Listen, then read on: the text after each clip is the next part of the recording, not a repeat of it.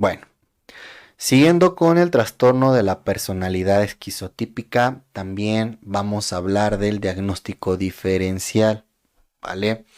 En un video anterior yo te platicaba que el diagnóstico diferencial nos ayuda a la gente de la salud mental para diferenciar de qué es lo que sí tiene el consultante y qué es lo que no tiene, ¿vale?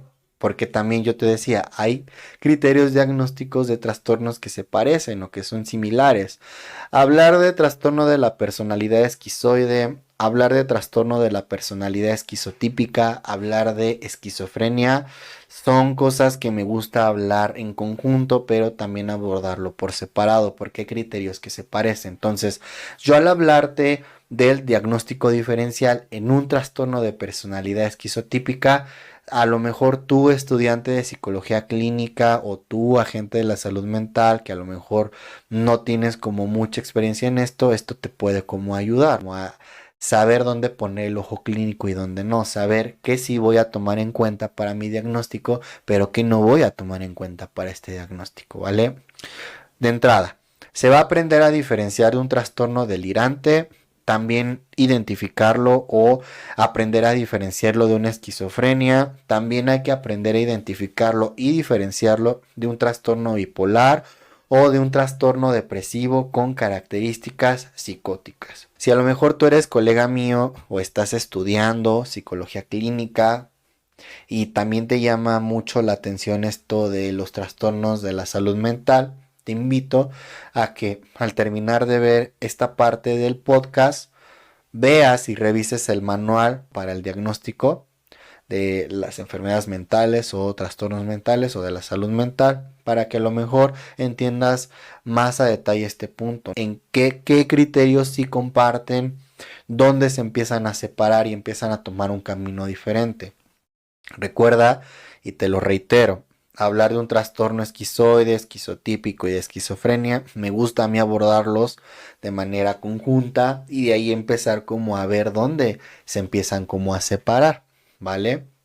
También hay que entender que para abordar este trastorno hay muchas dificultades para diferenciarlo de los niños con trastorno de la personalidad psicótica o trastornos del espectro autista o también algún trastorno de la comunicación y del lenguaje, porque este tipo de trastornos pues genera una imposibilidad de generar y de establecer relaciones. Algo muy común y algo bastante característico del espectro autista es de que pues no, se le hace muy difícil generar lazos, aún así hasta con los padres. Algo que tenga que ver con el lenguaje, con la comunicación, pues de entrada estamos hablando de una comunicación verbal, que pues es la herramienta más eficaz para yo poder transmitir lo que me pasa, lo que siento y empezar a entablar un lazo con alguien. O sea, creo que eso es más que obvio.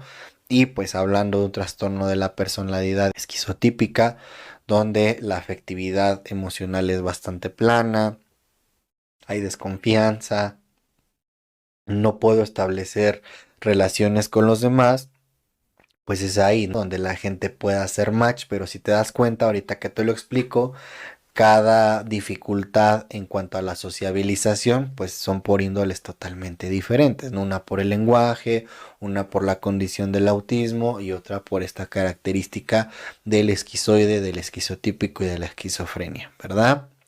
Eh, Aparte hay que tomar en cuenta que muchas veces no lo tomaremos como un criterio diagnóstico cuando existe otra afección médica, cuando por alguna enfermedad se ve afectado el sistema nervioso central y obviamente eso hace que la persona se altere, muchas veces igual cuando pues una persona se siente mal, pues lo que hace es como aislarse, pero cuando revisamos el historial médico, cuando vemos de qué otro padecimiento la personita puede llegar a presentar, pues nos damos cuenta de que pues no, este comportamiento de aislamiento, de irritabilidad, es por otra afección médica y no tanto por un trastorno de la salud mental.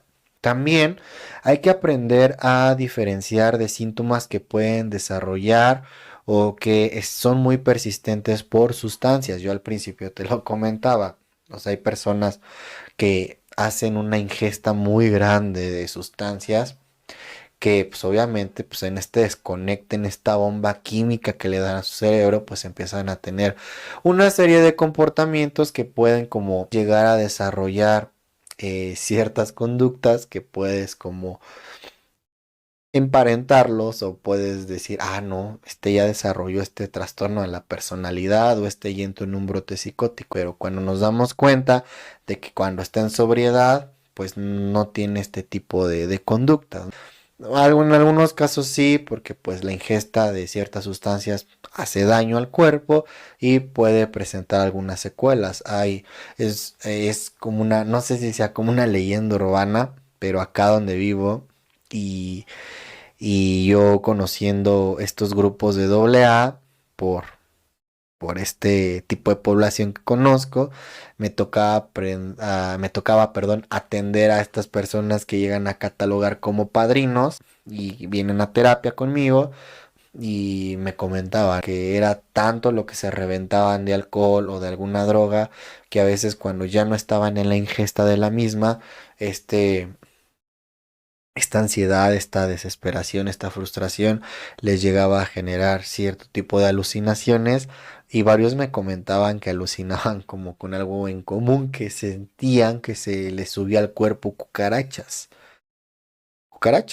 o insectos o arañas, pero era como es como muy común o al menos de la experiencia que yo tengo, compartían eso en común, de que ese delirio por la no ingesta por como esta abstinencia que es bastante fuerte, por la dependencia que también el cuerpo genera la sustancia, pues llega a generar este delirio. Siente que se le suben las cucarachas, las arañas, siente que se le cae la piel, que se le caen los brazos, pero realmente no estamos hablando de un trastorno de la personalidad esquizotípica, simplemente pues es el rezago pues de tanto consumo, ¿verdad? Entonces, para que ahí lo vayas anotando, tú, agente de la salud mental en formación, sí, también me gustaría que me dejaras en la parte de abajo tu comentario de saber si te está gustando esto o te está ayudando o te está dando información valiosa para tu formación.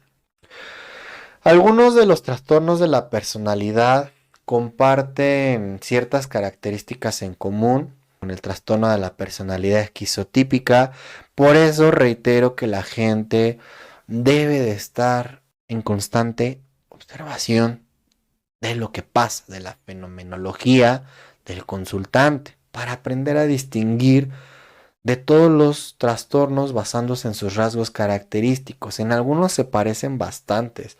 Obviamente esta experiencia te la va a dar pues la labor, pero antes de que tú entres en la labor, una sugerencia que yo te hago es de que sí te avientes el manual diagnóstico, porque muchas veces me he topado con colegas que sí leen el manual en la licenciatura, en la formación, pero no lo estudian a fondo. Y cuando llega un consultante de los primeros en tu novatada, en tu experiencia, no lo sé, y este consultante puede llegar como a manifestar cierta conducta, en ese momento o después de que se va el consultante, estos agentes de la salud empiezan a revisar el manual. Y eso hace que también uno pierda valiosísimo tiempo. Entonces, sí te recomiendo que domines el tema. Acá arriba te voy a dejar un video en el que hablo de, el manual DCM5, que es el que estamos utilizando al día de hoy. Este se va actualizando con cierta regularidad o cierta irregularidad, ¿no? Pero en cuanto salga el siguiente, uno debe de estar al pendiente para ver qué cambios tuvo en ciertos criterios diagnósticos, qué cambios tuvo en cierta prevalencia, si algún trastorno de la salud mental cambia de nombre, porque eso también pasa. Hay personas que hacen muy buena labor identificando pues ciertos rasgos o ciertos criterios, pero cuando nos damos cuenta de qué diagnóstico está utilizando, pues es un diagnóstico pasado o dos pasados, que yo a veces me pasa cuando llega un consultante con diagnóstico, a veces llegan con ciertos papelitos de, ay, es que a mí me diagnosticaron con eso el año pasado y vemos que el nombre de eso que me anota el terapeuta, o perdón, el profesional anterior, pues es un término que se dejó de usar hace 5 años y esto está expedido hace uno. Entonces date cuenta que sí debemos de tener como cierta actualización, estar en constante actualización, tratar de estar a la vanguardia para dar un servicio de calidad y te digo, en lugar de afectar más a la persona, pues mínimo darle ese empujón para salir de ciertas circunstancias. Desafortunadamente, pues en ciertos casos también no se puede porque pues ya se deja pasar como mucho tiempo la desidia de si voy con el profesional o no voy. Lo mismo que pasa con esa desidia de que si es necesario ir al médico o no. Entonces, pues también te lo dejo de tarea, goldeniano y goldeniana que me estáis viendo en este momento.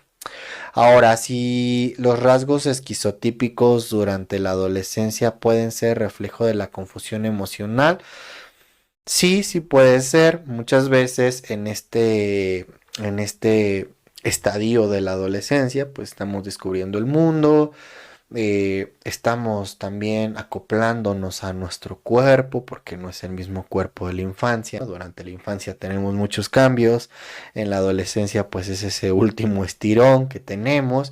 Obviamente es una etapa que en algunos casos se llega como a sufrir, es una etapa muy difícil por los cambios, muchos cambios emocionales, muchos cambios físicos, en algunos otros estamos hablando de una inestabilidad, pues obviamente el adolescente busca una pausa y dicen, oigan ya, déjenme en paz, necesito una pausa de esto, y empieza como a aislarse, también pues es cuando estamos relacionándonos con las amistades, muchas veces como adolescentes muy intenso, eso puede llegar a confundir a los padres de excentricidad, decir, fulanito o esta fulanita ya está como muy esquizotípica, y en verdad no, o sea, son parte del cambio de la adolescencia y también no son como cosas perdurables. También hay que tomar en cuenta esta onda como de la cultura.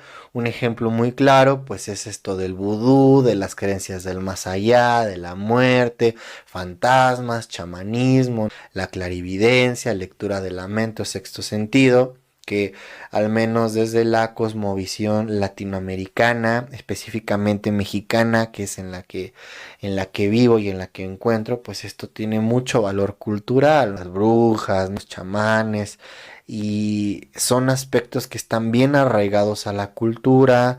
A veces hay persona que le cuenta cosas, perdón, solamente como para pasar el rato, una charla sin dar pie como otra cosa, pero hay gente, hay personitas que sí se clavan mucho en esto y lo creen y lo viven. Entonces eso también es un punto clave para trabajar con esta serie de criterios, con este tipo de trastorno de la personalidad esquizotípica, porque te comentaba que a veces tenemos ideas de referencia, tenemos alucinaciones y pues puede llegar a confundir no solamente a la persona que lo padece, sino a las personas que lo rodean. Un ejemplo muy claro que tengo para contarte, que a lo mejor no tiene nada que ver con el trastorno de la personalidad esquizotípica, pero que muchas veces esta afectación de la salud te puede llevar a generar esas creencias. El lupus es una enfermedad crónica y degenerativa. En algún momento del lupus, o lo que se conoce como lupus, llega a haber episodios epilépticos convulsivos, porque también hay que recordar que la epilepsia puede ser convulsiva o no convulsiva. Por ejemplo, estas crisis de ausencia y personas que se llegan a golpear la cabeza son epilepsias no convulsivas. De plano estás como platicando con la persona y de repente hace esto así como de que se fue, pero no hubo convulsión y esto pasa por la actividad química y eléctrica cerebral. Muchas veces son ejemplos de epilepsias no convulsivas. Pero en este caso en el lupus sí se llega como a generar epilepsias convulsivas en el que pues empieza la actividad neuronal muy excesiva, la persona se desmaya, ¿no? O pierde como el conocimiento, pierde el sentido, empieza a convulsionarse por un periodo de segundos y minutos. Episodios que pueden ser como pequeños, medianos y hasta largos. Un caso en particular que me tocó presenciar de una persona muy cercana a mí, o sea que esta persona sufría de lupus, ya tenía los ataques epilépticos convulsivos. La persona no se da cuenta de que sufre estos ataques. A lo mejor sí sabe que tiene estos ataques, pero no siente cuando le empiezan a dar. Entonces esta persona se desmayaba, mientras todos aquí y ahora y en este plano terrenal veíamos cómo la persona se convulsionaba. Esta persona alucinaba y alucinaba con gente muerta, alucinaba con fantasmas, a veces decía que veía a la imagen religiosa más importante, ¿no? De la creencia que ella tenía. En algún momento hablaba de cosas como paranormales y del inframundo, cosas ya muy muy feas, alucinaciones muy feas, muy intensas, pero en realidad pues nada de eso pasaba, nada de eso existía. Todo era causa de estos ataques epilépticos convulsivos, pero tanto era como el arraigo a ese tipo de creencias que pues prácticamente en vez de verlo como una enfermedad lo veía como un don, y ella decía que esta persona decía que si trataba esta enfermedad pues iba a deshacerse del don que la imagen máxima de su religión le había dado. Entonces eso era ya como una especie de pecado, como rechazar ese regalo de ese Dios. Y pues hizo esa decisión, hizo que su salud se deteriorara todavía bastante. Ya después como que retomó el camino, empezó como a obtener cierta expansión de conciencia y dijo, no, creo que lo mejor sí es como atenderme, porque pues sí, estoy siendo clarividente, se me dio un don, pero pues solamente también veo sufrir a las personas que me acompañan, porque pues yo creo que ese tipo de episodios no eran padres. Como amigo cercano de ese caso, pues yo veía a estas personas sufrir y pues sí era muy muy muy complejo. Entonces imagínate ya hablando del trastorno de la personalidad esquizotípica, donde aspectos relacionados de la cultura, esta creencia mágica, esta cosmovisión, a veces toman fuerza en este tipo de trastornos por los delirios, los brotes psicóticos y las alucinaciones que llegan a tener estas personitas. Y bueno, mi querido goldeniano, mi queridísima goldeniana, hasta aquí el episodio del día de hoy. Espero os haya gustado. No olvides dar like, no olvides compartir en vuestras redes sociales, no olvides dejar tu comentario en el box aquí abajito para saber qué opinas del tema, qué te pareció, alguna sugerencia. Igual el video lo puedes ver en la página de Facebook, lo voy a estar subiendo por si te hace más cómodo verlo ahí y no en esta plataforma, o al revés, este video lo estaré subiendo a YouTube en dado caso de que la plataforma azul no sea como tan de tu agrado. De verdad te recomiendo que me sigas en mis redes sociales, también ando ahí presente en TikTok, en Instagram, para que pues estemos en contacto mayor. De verdad, muchas gracias, comunidad de oro, mis queridos goldenianos, mis queridas goldenianas, por apoyarme. No importa la cantidad de suscriptores que sean, los que son los que cuentan mucho. Hagamos que esta comunidad dorada siga expandiéndose. Ayudemos a más gente a que expanda conciencia, conciencia para un bienestar en cuanto a la salud mental. Recuerda que vale más una mente crítica a una mente criticona, ¿vale?